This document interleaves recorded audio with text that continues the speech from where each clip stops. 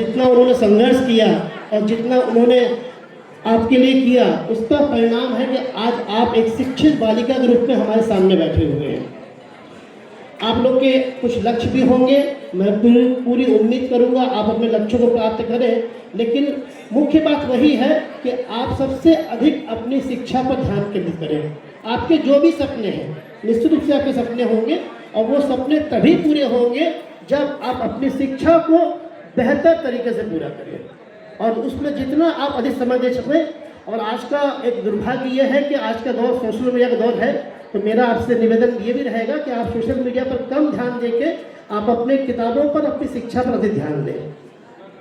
मेरा विषय का शिक्षा का विषय नहीं है, मैं मूल रूप से चिकित्सक हूँ और एक चिकित्सक का जो विषय होता है वो बीमारियों से संबंधित होता है। और आज के समय में दुर्भाग्यपूर्ण स्थिति ये बन रही है कि जितनी ज़्यादा गंभीर शारीरिक बीमारियां हो रही हैं, उससे ज़्यादा जो है ना हमारे समाज में मानसिक बीमारियां बढ़ती जा रही हैं। आपको जान के हैरानी होगी कि आपको पता भी नहीं होगा कि हम में से हर सातवां व्यक्ति हम में से किसी न किसी किस्म के मानसिक रोग का शिकार है, जिसका हमें एहसास नहीं है, जिसकी हमें जानकारी नहीं है। हमें पता ही नहीं चलता कि हमारे साथ में कोई व्यक्ति जो है मानसिक रूप से पीड़ित है, क्योंकि हम मानसिक बीमारियों को उतना महत्व नहीं देते हैं। हम मानसिक बीमारियों को बीमारी नहीं मानते हैं और हमारे अंदर उतनी जागरूकता नहीं है। तो मैं अपने विषय पर आते हुए सबसे पहले कुछ आंकड़े भी आपके सामने रखते जाऊंगा और आंकड़े के साथ साथ मैं इस पर बात भी करता जाऊंगा। आज के समय में ये मानसिक बीमारियां बढ़ती जा रही हैं और उसका कारण है तनाव, जो आप लोगों ने अभी चर्चा की टेंशन के बारे में। और जो हमारी पीढ़ी है, हमारी पीढ़ी के पहले हमने देखा था कि हमारी पीढ़ी के पहले वाले दौर में इतना टेंशन नहीं था, इतना कॉम्पिटिशन नहीं था, इतनी जद्दोजहद नहीं थी, इतना संघर्ष नहीं था। ये टेंशन वर्ड भी हम लोग को हमारी पीढ़ी में ज़्यादा सुनने मिला है। और अब हम ये देखते हैं कि हमारी पीढ़ी से ये आपकी पीढ़ी में बहुत ज़्यादा बढ़ता जा रहा है। ये तनाव जो है ना वो आपको कमज़ोर करता है, मानसिक रूप से आपकी कार्य क्षमता घटाता है। और जैसे कि आंकड़े हैं, WHO का आंकड़ा है और जो स्वास्थ्य संगठन उसका आंकड़ा है कि आज की लगभग 13.6% आबादी मानसिक रोग से पीड़ित है। बहुत गंभीर बात है, मतलब हर 100 में से 13 व्यक्ति जो है ना वो मानसिक रूप से पीड़ित है, हर 7वां व्यक्ति जो है ना मानसिक रूप से पीड़ित है। और हमें उसका एहसास भी नहीं है, हमें उसकी जानकारी भी नहीं है। और इसके बहुत से कारण हैं, कारण पर मैं बात भी आऊँगा। और दुर्भाग्यपूर्ण बात यह भी है कि 14 साल से कम उम्र के बच्चे भी इसके शिकार हो रहे हैं। जो दौर हम लोग खेलने कूदने बिताते थे, आज उस दौर में पढ़ाई और दूसरे तनाव इतने हावी हो गए हैं कि छोटे बच्चे भी अब मानसिक रूप से पीड़ित होने लगे हैं। बड़ों में तो ये है ही। और उल्लेखनीय बात यह है कि आज जितनी भी दुर्घटनाएं हो रही हैं, खासकर जितनी आत्महत्याएं हो रही हैं, उन आत्महत्याओं में तीसरा प्रमुख कारण जो है ना वो मानसिक तनाव है। मतलब लोग मानसिक तनाव का इलाज नहीं कर पाते या इलाज नहीं करवाते हैं या उन्हें सही इलाज मिल नहीं पाता है। दुष्परिणाम ये होता है कि हर तीसरा जो कारण होता है किसी भी आत्महत्या का, वो मानसिक तनाव होता है। तो यदि आप या आपका कोई भी व्यक्ति आपके आसपास में है, वो किसी भी कारण से किसी भी मानसिक बीमारी, किसी मानसिक तनाव का शिकार है, तो उसे सही काउंसलिंग की आवश्यकता है, उसे सही इलाज की आवश्यकता है, उसे सही सहयोग की आवश्यकता है, ताकि वो व्यक्ति निराश होकर आत्महत्या न कर ले। और हमारी जीवन शैली इसके लिए ज़्यादा जिम्मेदार है, हमारी सामाजिक परिस्थितियाँ इसके लिए ज़्यादा जिम्मेदार है। मैं ऐसा इसलिए बोल रहा हूँ क्योंकि अगर हम अपनी पिछली पीढ़ी में देखते हैं, हमारे माता पिता, हमारे दादा दादी, तो हम ये देखते हैं कि उनकी ज़िंदगी में मानसिक तनाव कम था और उनकी ज़िंदगी में जो है ना मानसिक बीमारियां कम थी। कारण वही था कि उनका जो जीने का तौर तरीका था, जो जीवन शैली थी, और आज का जो जीवन शैली और जीवन का तरीका है, उसमें बहुत अंतर आ गया है। वो लोग जो जीते थे वो उस ज़माने में भौतिक सुखों को ज़्यादा महत्व नहीं देते थे। उनके लिए कार, मोबाइल, महंगी गाड़ियाँ, ये उनके सपने नहीं होते थे, ये उनकी महत्वाकांक्षा नहीं होती थी। उनके लिए सबसे बड़ा चीज़ था संतोष ही सबसे बड़ा सुख है। वो संतुष्ट जीवन जीने में यकीन रखते थे, क्योंकि उनको मालूम था कि वास्तविक जीवन यही जीवन है, संतोष ही सबसे बड़ा सुख है। पर हम आज उस चीज़ को भूल चुके हैं, आज हम उस मानसिक सुख को भूल चुके हैं, आज हम भौतिक सुख के पीछे भाग रहे हैं। हमें अपने मोबाइल से संतुष्टि नहीं है, हमें दूसरे के पास जो महंगा आईफोन देख के उससे दुख है, उससे तकलीफ है। हम दूसरे के सुख से दुखी हैं, अपने सुख से सुखी नहीं है। तो हमें ये स्वभाव बदलना पड़ेगा, हमें ये सोच बदलनी पड़ेगी। हमें जीवन जीने के लिए ये देखना पड़ेगा कि वास्तविकता क्या है।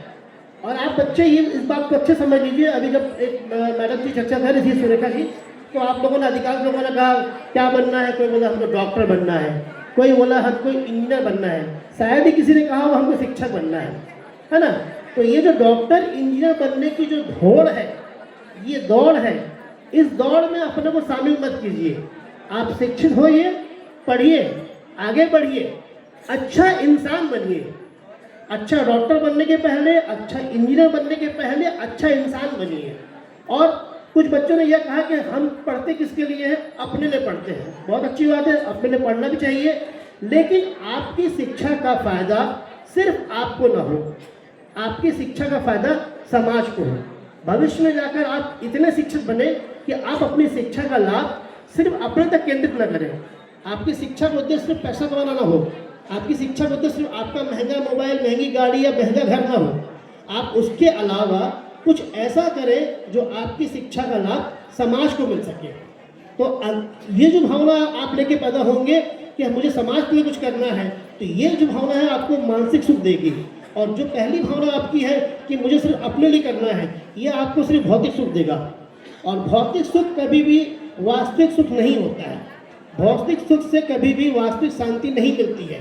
और भौतिक सुख की दौड़ जो है ना, हमेशा आपके जीवन में तनाव पैदा करेगी, और ये तनाव फिर कोई ना कोई मानसिक बीमारी पैदा करते हैं। तो इसलिए आप लोगों को मेरी यही शिक्षा है, मेरा आपसे यही निवेदन है कि आप भौतिक सुख के पीछे ना भागकर आप मानसिक सुख के पीछे भागें, और आप अपने आप को मानसिक रूप से मजबूत करें, मानसिक रूप से आप अपने आप को आगे बढ़ाएं, और एक अच्छे व्यक्तित्व के रूप में समाज में जाएं, और समाज को भी ऐसा ही वातावरण दें। क्योंकि भौतिक सुख की कोई सीमा नहीं होती है। आज आपको जो मोबाइल पसंद आ रहा है, 4 महीने बाद वो मोबाइल पुराना हो जाएगा। आज आपको जो गाड़ी अच्छी लग रही है, 6 महीने बाद वो गाड़ी पुरानी हो जाएगी।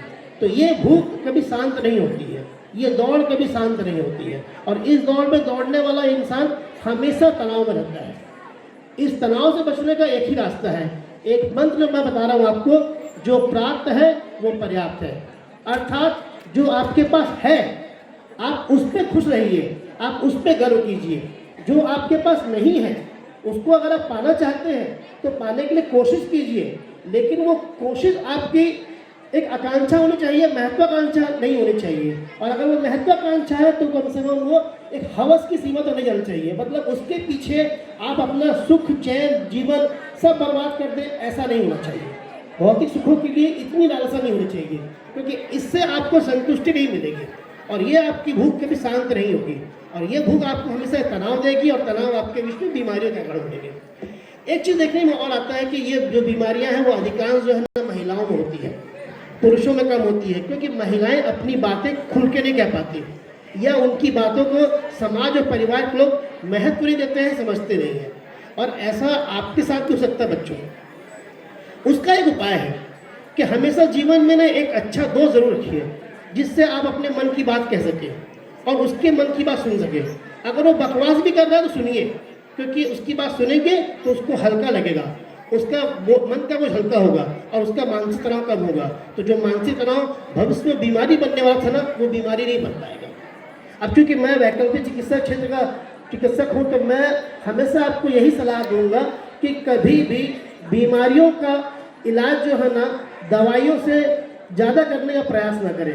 मैं ये नहीं कह रहा हूँ कि आप दवाई ना लें, अगर आपकी बीमारी बढ़ गई है तो आप बिल्कुल दवाई लें, लेकिन शुरुआत में हर छोटी बात के लिए दवाई लेना भी उचित नहीं होता है। यथासंभव आप दवाइयाँ अगर लें, हर्बल दवाइयाँ लें, या फिर यथासंभव आप जो प्राकृतिक चीज़ें हैं उनका इस्तेमाल करें। प्राकृतिक चीज़ें कैसे? जैसे योग एक ऐसी मुफ्त की दवाई है जो आप लोग के लिए बहुत काम की है, जैसे खासकर बच्चों ने बहुत काम की है। आप लोग से समस्या रहती है कि हम पढ़ते हैं तो याद नहीं रहता है ना, तो याद करते हैं तो वो लंबे समय में याद नहीं रहता। कारण ये है कि आप अपने मस्तिष्क की पूरी क्षमता का उपयोग नहीं कर पाते हैं। तो मस्तिष्क की क्षमता बढ़ाने का सबसे अच्छा रास्ता क्या है? सबसे अच्छा रास्ता है योग।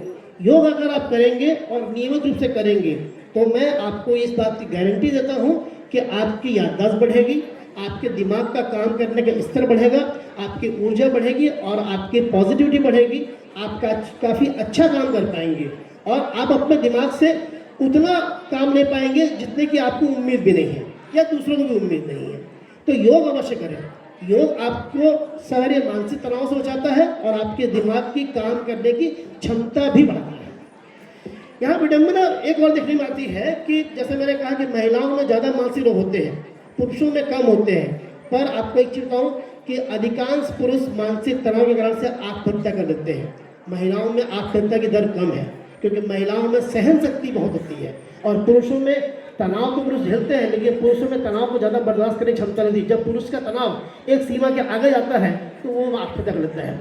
आपके जीवन में भी अगर कभी ऐसा कुछ पल आए, बच्चों को मैं खासकर बोल रहा हूँ, बड़े लोग तो सक्षम है सब चीज़ों में, आपको कभी ऐसा लगे बहुत ज़्यादा निराशा हो और आपको कभी लगे कि मुझे आत्महत्या करना चाहिए, तो कभी भी ऐसा मत सोचना। ये जीवन आपको ईश्वर ने दिया है और ये जीवन बहुत कीमती जीवन है। आपको अगर इस दुनिया से जाना है तो कुछ करके जाना, अपने लिए, अपने परिवार के लिए, अपने समाज के लिए। कभी भी आत्महत्या की सोचना मत। आत्महत्या कायर लोग करते हैं, आत्महत्या कमज़ोर लोग करते हैं, आत्महत्या वो लोग करते हैं जो हार जाते हैं। और आप हारने के लिए पैदा नहीं हुए हैं, आप जीतने के लिए पैदा हुए हैं। तो आपको कभी हारना नहीं है। आपको कभी भी जीवन में कितना भी तनाव आए उसका हल निकालिए, चर्चा कीजिए अपने लोगों से, बात कीजिए। अगर उससे हल ना निकले तो इलाज कीजिए, लेकिन कभी भी आत्महत्या करने की मत सोचिएगा, क्योंकि ये कमज़ोर लोग करते हैं। और आप एक चीज़ और सोचिए कि आपके आत्महत्या से किसी को कुछ हासिल नहीं होगा, बल्कि आपका नुकसान होगा और नुकसान होगा आपके परिवार का। बजाय उसके आप उस जीवन को, जिस जीवन को आप खत्म करने जा रहे हो, उस जीवन को आप मोड़ दीजिए, समाज के लिए मोड़ दीजिए, परिवार के लिए मोड़ दीजिए। सोचिए मैं किसी के लिए कुछ काम करूँगी, मैं अपने लिए कुछ नहीं कर पा रही हूँ, कोई बात नहीं, मैं दूसरों के लिए करूँगी, जैसे सावित्रीबाई फुले ने किया। कुछ ऐसा कीजिए, कुछ ऐसा करके मरिए कि लोग आपको मरने के बाद भी याद करें। और आप अगर अचानक ऐसा आत्महत्या कर लेंगे ना तो लोग आपको एक बुरे स्वरूप में याद करेंगे। अब मानसिक तनाव जो होता है, मानसिक दबाव जो होता है, वो कहना जितना आसान होता है उसको झेलना उतना ही मुश्किल होता है।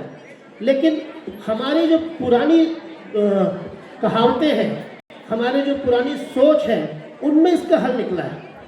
उसमें इसका हल ये निकला है, जब भी आपको कोई मानसिक तनाव हो ना, तो आप बिल्कुल उसको ना जैसा भी हो उसको हल करने की कोशिश कीजिए। अगर आप हल ना कर पाए तो फिर आखिरी में एक ही मंत्र है, जो होगा देखा जाएगा। और ऐसा करके आप छोड़ दीजिए।